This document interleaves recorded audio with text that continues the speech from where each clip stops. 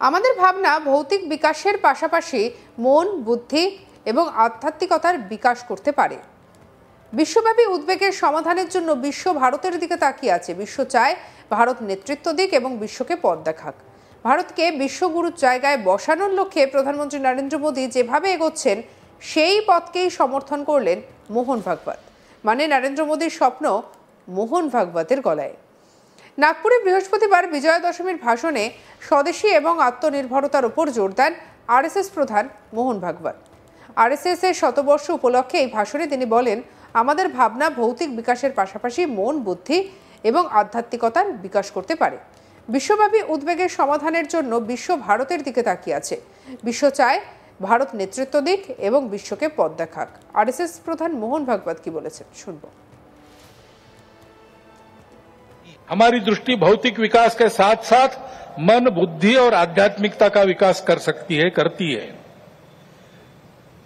व्यक्ति के साथ साथ मानव समूह और सृष्टि का भी विकास साधने वाली हमारी दृष्टि है। मनुष्य की आवश्यकताओं, इच्छाओं के अनुरूप आर्थिक स्थिति, इच्छा पूर्ति हो सबकी ऐसी व्यवस्था, उसके साथ साथ ही समूह के प्रति और सृष्टि के प्रति कर्तव्य बुद्धि और अपनेपन का साक्षात्कार व्यक्तियों में जगाने की शक्ति हमारी इस दृष्टि में है। सहस्रों वर्षों तक विश्व में इस दृष्टि के आधार पर हमने एक सुंदर, समृद्ध, शांतिपूर्ण, परस्पर संबंधों को पहचानने वाला और मनुष्य और सृष्टि का, मनुष्य और समूह का सहयोगी जीवन ऐसे प्रस्थापित किया था। आज विश्व के आवश्यकताओं की पूर्ति करते हुए उनकी समस्याओं का निराश करने का शाश्वत निदान देने वाली एक नई रचना को विश्व आवश्यक मान रहा है, भारत से अपेक्षा कर रहे हैं और नियति शायद यही कार्य हम भारतवासियों से चाहती है कि हम अपने उदाहरण से विश्व को एक नया ऐसा रास्ता दें।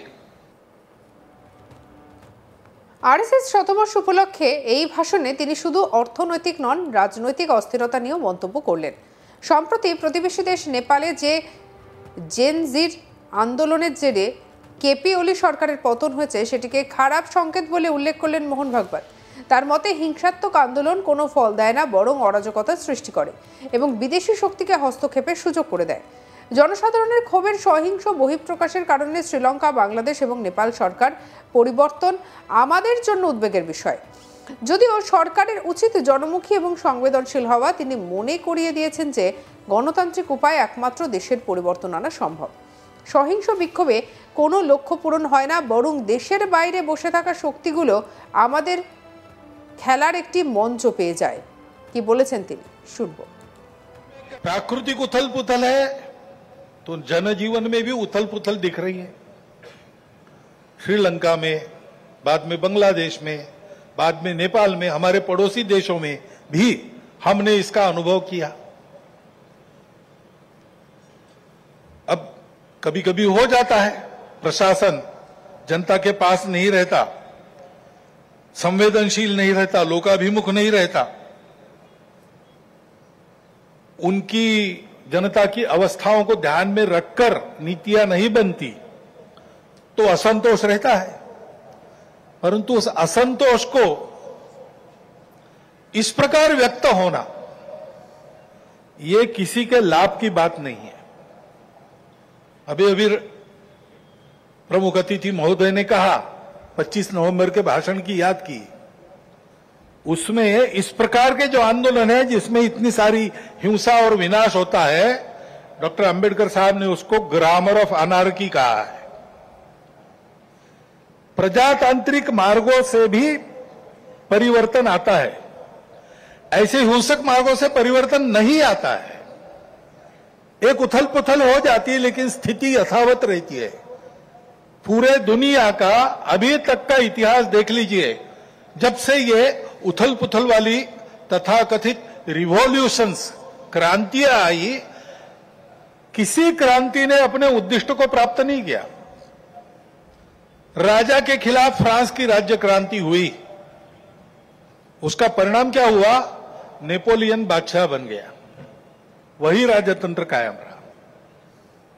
इतनी सारी तथाकथित साम्यवादी क्रांतियां हुई, सब साम्यवादी देश आज पूंजीवादी तंत्र पर चल रहे हैं, जिसके खिलाफ क्रांति हुई।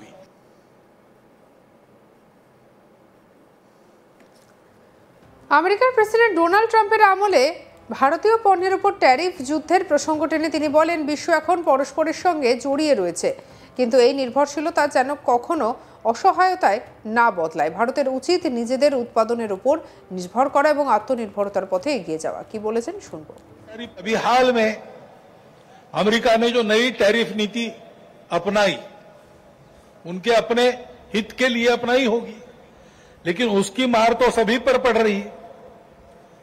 इसलिए ये सारा परिदृश्य अथवा ये सारी प्रचलित पद्धति, उस पर हम निर्भर हो जाए ऐसी नहीं है। विश्व का जीवन परस्पर निर्भरता से ही चलता है। राष्ट्रों में आपस में सब प्रकार के संबंध होने पड़ते हैं। अकेला राष्ट्र अलगाव में, आइसोलेशन में जी नहीं सकता। परंतु ये निर्भरता मजबूरी में न बदल जाए, क्योंकि वो कब बदलेगी, कैसे बदलेगी, उसका कोई पता नहीं।